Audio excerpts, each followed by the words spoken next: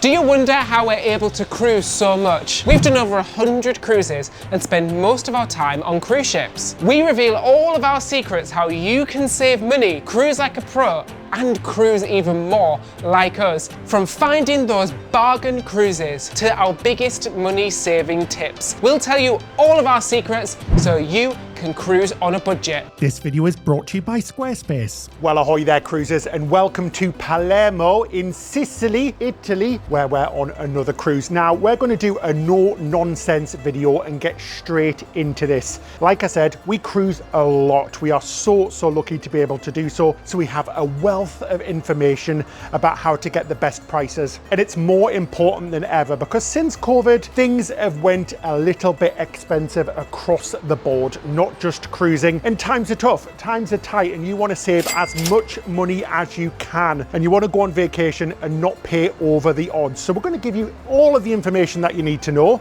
Let's do this. Let's get straight into it. Let's waste no more time. But how beautiful is it here today? Just gorgeous. This is what cruising's all about, isn't it? And this is why we love it. So the first step in any cruise is the planning. I really recommend you go over to our other YouTube channel. It's called Inside Cruise, where I've just put up a big video all about choosing the right cruise line and the right cruise ship for you. Take a look at that first, just to figure out exactly what type of cruise is right for you, because trust me, they're all very different. And if you choose the wrong cruise line that doesn't match what you want to do, a more traditional feel, a more activity-based feel with lots of fun, it can be a disaster, and that can be the first mistake. So do that first. Yeah, because definitely all cruise ships are not created equal. We know because we're on one of the worst cruise ships right now, just for research purposes. Now, the million-dollar question probably is, and it's something that we get asked all of the time, how do we book cruises? And where do we book cruises? Well, for us, it's very simple. First of all, we figure out what type of cruise we want to do and where we want to go. Then we use cruise comparison websites like My Type of Cruise, it's an app,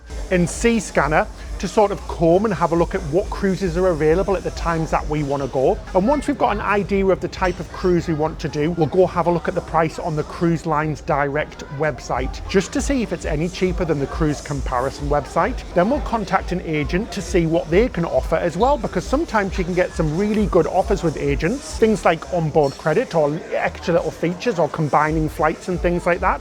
And it's really simple for us. We just go for the cheapest price. Yes, it's as simple as that. We scour the web, we use all of our resources, then just go for the cheapest price. And you definitely should do that too. There's benefits to using agents, especially if you haven't cruised before, but seriously, if you're a little bit knowledgeable on how to book things and put things together, go do everything separately, all your transport and things like that. But honestly, that really worked for us and we always get the best price. So yeah, if you are new to booking a cruise, or if you would like a package where all your flights and everything are just included in one simple booking, a travel agent may be the best option for you. So I can hear you asking, yes, through the camera, when is the best time to book a cruise? Now, this is kind of different since COVID. Post-COVID, the times are a little bit all over the place, but traditionally, the best time to book a cruise was in wave season, and that is when you'd see the most deals and offers. So this is from January to March, just after Christmas, when everyone's in the new year, the weather's a little bit miserable, and people want to go on holiday. So that is the best time to start looking for those deals.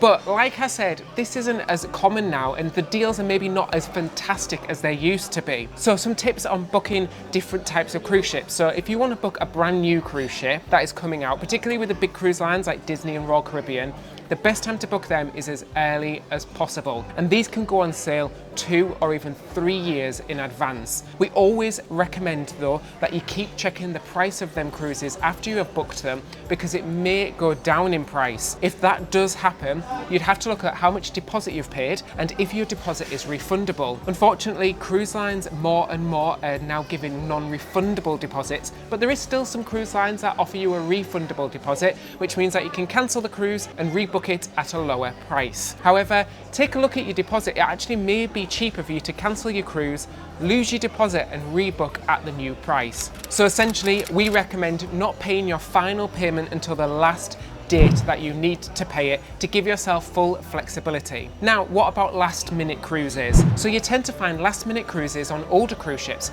and they are a great way to grab a bargain. You need to be a little bit more flexible and a little bit less fussy on where you go, your itinerary, when you sail, and which ship you're going on, because you'll find these deals come up maybe like a week or a few weeks before the cruise, and you just need to book it and go. So you'll tend to see these last minute deals about 1 to 3 months before a sailing, because that's after the final payment date, so the cruise line knows which cabins they have left available. So with last minute cruises, you genuinely do just need to keep checking, keep your eyes peeled on any discounts that you can find. Cruises are based on supply and demand, which means the more people interested in the cruise, the more expensive the cruise is going to be. And we've seen this when we're actually researching cruises, because if Ben is looking at a cruise, I'm looking at a cruise on my computer, we've seen the price go up when we go back to book it. So you need to be careful of that. Our best tip is, if that does happen, leave your computer for a while, maybe go into an incognito browser, delete those cookies,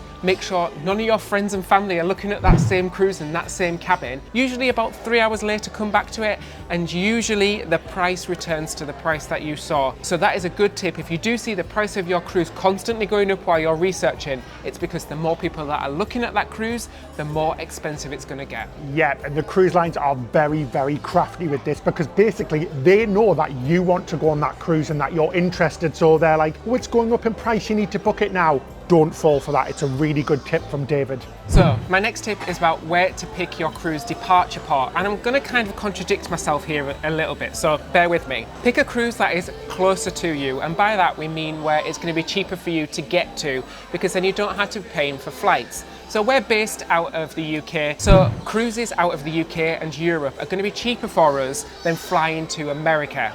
However, it may be cheaper for you to get a cruise that's further away from you. Now, this is what I mean. So based in the UK, our nearest cruise port is Southampton, and we tend to see cruises from Southampton are very expensive compared to cruises from other ports in Europe, such as Barcelona. So it actually is usually cheaper for us to fly to Barcelona on a low-cost flight and take a cruise from there. The reason is there's just a lot more ships sailing out of Barcelona than there is out of Southampton, and that port comes with a premium in Southampton. So you'll tend to see more cruise deals from ports like Barcelona, Rome and Miami, because there's a lot more ships sailing from those cruise ports, so there's a lot more competition.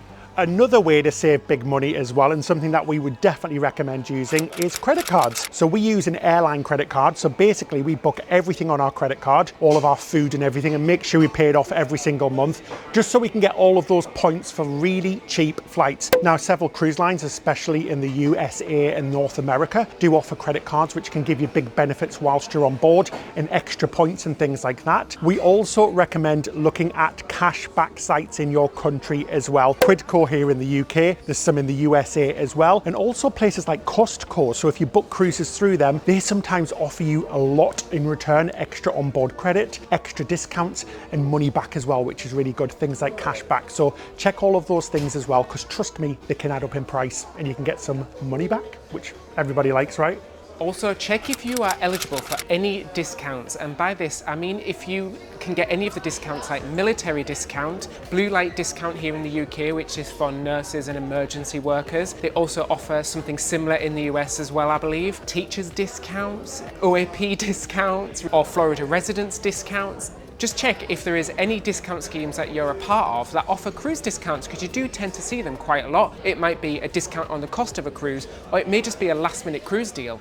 So we've got off the ship so we can take you into port and tell you about some of the biggest money saving things on a cruise that you can do. This is one of the big ones. We've been using Squarespace for years now. It's the perfect all-in-one platform that makes building our website and managing our online presence super easy. Squarespace has just launched something really cool. It's called Design Intelligence. They've taken 20 years of top-notch design experience and combined it with cutting-edge AI to help you tap into your creative potential. And with their new AI-powered tool, Blueprint AI, you can start building a custom on-brand website in just a few clicks. The interactive system takes your basic information and turns it into a polished, professional-looking site. It just means that you don't need any experience at all in building websites. And the best part, Squarespace helps you get noticed fast. Their built-in SEO tools ensure that every site is optimized for search engines, so you can show up in search results and reach more people. We can't recommend Squarespace enough. Head to squarespace.com for a free trial. And when you're ready to launch, go to squarespace.com/Ben and David to save 10% off your first purchase of a website or domain. So, if you didn't know, the ports and excursions are going to be one of the biggest costs outside the cost of your cruise. So we've put together some top tips on how you can save money while you're in port. So if you are on a budget, my first tip would be not to book shore excursions on board the cruise line. So cruise line shore excursions, because they can be incredibly expensive. Now, they're expensive for a reason, because they come with a guarantee to get you back to the ship on time no matter what happens. So if the bus breaks down, blows up, there's traffic, there's something blocking you getting from the port, the ship will wait. If you get off the ship any other way without the cruise line, you are not guaranteed to get back on board. And trust me, if you're late, the ship will not wait. So, if you're not booking excursions through the cruise line, how do you figure out what you want to do in port? Well, one option is to book a local shore excursion, and by this I mean do something by a company in the port. You can usually do this by researching online or contacting the company directly, and this could be anything from a little local bus tour. You could hire a car, hire a bike, anything like that, and you just use a local company to plan your day while in port. This can be a lot cheaper, and sometimes actually can be a lot better because you're using local people, and usually you get a better tour because it's more integrated into the local place. And if it's a smaller group or if it's just by yourself, you're going to get more attention on the tour rather than being part of a huge tour group. Another way to do it is to book using some online shore excursion providers. Now, these provide things very, very similarly to what the cruise line offers, but at a massive cost reduction. You've got sites like shoreexcursions.com and a few more online as well, which are really good. And a lot of them do guarantee that you're going to get back in time, or they'll fly you to the next port or whatever. Remember, the ship still won't wait, but some do offer guarantees, and that can be a great way to save a lot of money but do a very similar shore excursion than the cruise line provides, just at a lower price. Of course, a third option is to do it all yourself, and by that I mean plan your own day in port. By this you need to do a lot of planning online, look at TripAdvisor, blogs, vlogs, and have a look at what there is to do in port. You can use local transportation while in port, you could even use taxis, but make sure that you do plan everything and know how much it's going to cost you, just so you don't get ripped off. Other things you can do in port, don't forget there's lots of museums. Some of these are actually free, cathedrals, public buildings, things like that. Plan your own walking tour, that's a good thing to do, but it just takes a little bit more planning than it would if you used a shore excursion company. Doing it yourself does require an amount of confidence as well. So if you're not a confident traveller, don't do it. Do one of the other options, but guys, you've got it in this to do it yourself. We take trains all of the time, taxis all of the time, get involved with the local culture as well. I think you get a much better experience in port when you kind of do things as the locals do, but it's completely up to you. And the final option is to don't spend a penny, don't do anything, stay on the ship. If there's a port that you're not interested in, or if there's a port that you've been to before, it's a great option is to stay on the ship because it'll be nice and quiet. The pools will be quiet, the hot tubs will be empty, spas usually offer discounts. It's a great way to enjoy the ship while it's much quieter, while everybody is off in port. We've spent the day having a little wander around here in Palmero in Italy. We've done a bit of shopping, we've been for a coffee, and now we're going to head back on the ship. So we're back on board the ship and we're in our cabin. We thought this is a great time to give you some tips and advice about when it comes to booking your cabin. Now, cruise ships tend to have 4 types of cabin. The first one is an interior cabin. This is the cheapest cabin and it is found inside the ship, so it doesn't have any windows. The next type of cabin is what they call an ocean view cabin. So this will be a cabin with a window, but it doesn't have a balcony. Then you have balcony cabins. As the name says, these will have some sort of balcony. And then you'll have the suites, and these could be anything from multi-bedroom suites to rooms that are just a little bit bigger to suites that have slides in. The list goes on and on and on. But obviously the bigger you go, and with balconies and things, the more expensive it goes. So our top tip is that if you are on a budget, book an inside cabin. Now, you can also get some really good deals on things like obstructed balconies and obstructed ocean views. Now these are cabins with a window or a balcony that have some type of obstruction in the way, so something blocking part of the view, say a lifeboat, a bollard, a piece of metal or something, an upper deck or a lower deck that stops you from seeing the whole view. And these can often be very much discounted, and you can get them for a cheap price. It will usually say what type of obstruction it is in the form of a percentage. So it'll say 50% view is obstructed, 20%, but it's a great way of getting one of those more expensive cabins for a little bit cheaper. You also have guaranteed cabins as well, which can be very cheap indeed. But you don't get to pick where your cabin is. So you book a certain type of cabin, say an inside cabin or a balcony, and then within that category, the cruise line will assign you a cabin just before you sail. This can take place months before you sail, or even up to the day before you sail, where you don't know exactly where your cabin's going to be. So you could be somewhere in a less desirable location, next to a theatre or under a Lido deck where it can be a little bit noisy, or it can be perfectly fine. You're just taking a chance on it, but at the same time, you get a big discount, so it can be worth it if you are on a tight budget. Another thing that quite a few cruise lines now offer is bidding for an upgrade. Basically, before your cruise, a couple of weeks before or even a couple of months before, you'll receive an email offering you to join a bidding system where you can put a bid in to say, I want to upgrade to the next type of cabin for X amount of money. This can get you a cabin at a cheaper price, like a suite at a cheaper price. But do be careful though, because it is a little bit like gambling. You can kind of get like totally into it and be like, oh, I'll just bid a bit more, a little bit more, a little bit more. And by the time you've done it, you've paid for your cabin anyway. So do be careful with that. Also, another little tip, once you go big, it's hard to go back. Because that's what she said. Once you've been in a suite or a balcony cabin, it's always harder to go back to like an inside cabin or anything like that. And just think, do I really need that extra cabin? Could that money be used elsewhere, like an excursion or anything like that? So while it is very tempting to be drawn in with the bidding system and be like, oh, I'll just put $20 on, and then a week later you've put $200 on and $2,000 on, gotta think about it. Do you really want it? But it is a good way to get a cabin and upgrade for a cheaper price. So one thing you need to be aware of when cruising is that there are some hidden costs. Things like gratuities, Wi-Fi, dining and drinks packages. These can all add up. So make sure you budget that when it comes to your cruising. Now, most cruise lines offer a huge array of food in lots of different locations, and you absolutely do not have to pay extra for it.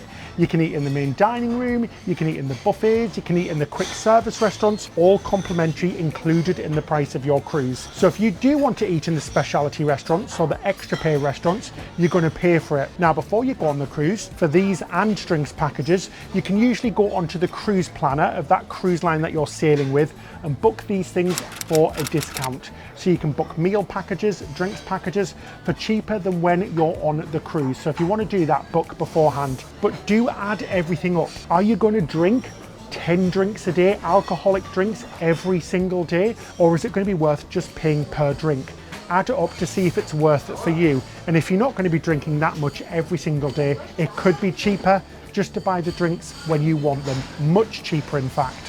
One top tip when it comes to specialty dining, so the extra pay dining, is go for lunch instead of dinner, because often it is a lot cheaper than dinner time. So you can still eat in those specialty restaurants and give yourself a nice treat, but pay up to 50% of the price sometimes. After you book anything on the cruise planner, here you can book things like shore excursions, those meal plans and dining plans, as well as the drinks packages. Keep checking the price to see if it goes down, because if the price does go down, you can get a refund and then rebook at the new price. So do keep an eye on things. Some extra costs that you might not be thinking of as well are things like activities on board. So some cruise ships come with big water parks and slides and go-karts and things like that, and some of those things can be an extra cost. So take a look and make sure that you're taking all of this into consideration when budgeting. And then you've got things like travel to and from the port and parking at the port as well. So make sure you take all of that into consideration as well. Right, time to eat. Now, one additional cost that almost every single cruise line adds onto your bill each day is the daily gratuities. Now, this is quite a controversial charge because it essentially gets automatically added to your bill. This is the gratuity or the tips that is then split among all the different crew members on the ship, and it is a per person per day charge, and it can be anything from $15 to $20 to $25. It all varies depending on the cruise line, so you do have to budget that in when you are looking at the cost of your cruise, because it can be a big charge that you see on your bill and it's a little bit of a shock at the end of the cruise. So now I want to tell you about some things that I don't think you should fall for price-wise. Some of the biggest ones for me are the artwork on board, so the art galleries. Now, the pictures you see in the art galleries are sometimes not what you get after you buy. Most of the time as well, you can't take that art away with you, so it's just ordered, then delivered to your home. And you'll often find that it's much more expensive than what you would do if you bought it from online or somewhere off the ship. Another thing is the shops themselves as well. Don't fall for big deals for things like watches, perfume, alcohol, duty-free prices. You're going to get this so much cheaper. Always double check online, on Amazon, your local stores, just to see exactly what discount you are getting, if any, because sometimes they do really rip you off. They take advantage of the fact that some people don't have Wi-Fi on board the ship, so they can't check the prices, and you get talked into buying something that really is more expensive on the ship. Then we have the photos as well, so the ship's photographers taking photographs of you. I honestly think this is one of the biggest rip-offs ever, because you can get pretty decent cameras now, and who wants photos of a plain background or a fake background when you're on a beautiful ship where you can take lots of photos? Now, I appreciate now and again it really is nice to get photos of your family all together, so it can be good for this, but do bear in mind that you are going to really pay for this and it's going to be very expensive indeed. And on most cruises as well, you'll find lots of upselling. Don't be pressured to buy anything you don't want to buy. Things like your next cruise, which you can book on board. Yes, you can get some big discounts, but don't feel pressured. Check around. Like we said at the beginning of this video, check everywhere else first. See if you really are getting a bargain. Things like the spa services as well. You might really want a massage, but just double check you're not paying over the odds. And then you've got the casino as well. Be careful in there, because they do lure you in with lots of big deals, but the casinos at sea have absolutely no rules, so they can do whatever they want. Trust me, the ship's always going to win. So, some more quick money saving tips for your next cruise. Our first money saving tip is to not use the onboard Wi-Fi, because it's very, very expensive. You can usually find free Wi-Fi in most ports, and actually a lot of cell phone providers now offer roaming packages that you can use when you're in the port. However, make sure you turn your cell phone's data off when you're on the ship, because cruise ships have their own cell network, and it's called cellular at sea or other things like that, and they're very expensive. So do make sure once you're off sailing to turn your roaming off, turn your data off, and turn it back on when you're in port. Also, drinks. Don't forget that you do get complimentary drinks. Granted, they are basic, like tea, coffee, juices, waters in the buffet. So bring a water bottle with you. If you don't drink sodas, it's a great way to save money. And if you do drink sodas and wines and beers, check what you're allowed to bring on board with you, because some cruise lines offer you a limited amount of sodas and drinks that you can bring on the ship with you on embarkation day. So check on your cruise line if you can bring some of them on board with you. Now, I know Ben talked about deals and them luring you in to buy stuff. One of the ways they always do that is by offering free drinks at some of the shops and some of the gallery events. So if you do want a couple of free drinks, you can attend them events, but just be aware they will try to sell your stuff. Best leave your money in the cabin so you don't get lured into it and enjoy the free drinks there. Another place to enjoy drinks is in port. You'll actually find most of the time drinks on land and in port are going to be a lot cheaper than on board the ship. So if you're in the Caribbean, for example, have a couple of cocktails while you're in port and save your money while you're on the cruise ship.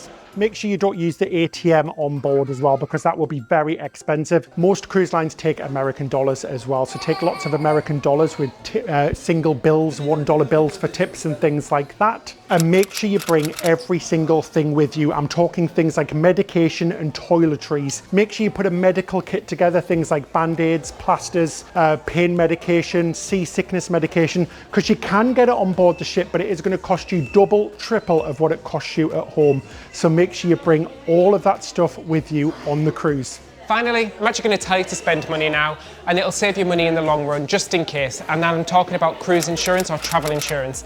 Make sure you do buy travel insurance. All medical services on board the ship are not covered by any land insurance, and you must have travel insurance or you will be paying out of pocket for them. Also, just make sure you get insurance when you book your cruise, because if you do need to cancel for any reason, at least your cruise will then be covered. So that's it for our episode. We really hope you enjoyed it. Please do hit that subscribe button and the like button because it really helps us out. We hope that you found all these tips super helpful for your next cruise. And like we mentioned earlier, if you want more tips and tricks, check out our other channel called Inside Cruise, where you can find more videos just like this one. A big thank you to our patrons as well. Our patrons help us to create honest and unbiased content, which hopefully is a little bit entertaining as well. You too can find out about becoming a patron in the description section below. Click on the link and sign up, and in return we give you lots of stuff like extra videos, so full-length videos that nobody else gets to see, behind the scenes footage, early access and ad-free access to all of our videos, plus much more, including a monthly call with you as well, so we get to chat with you all once a month, which is really lovely. So that's it till next time. Happy cruising!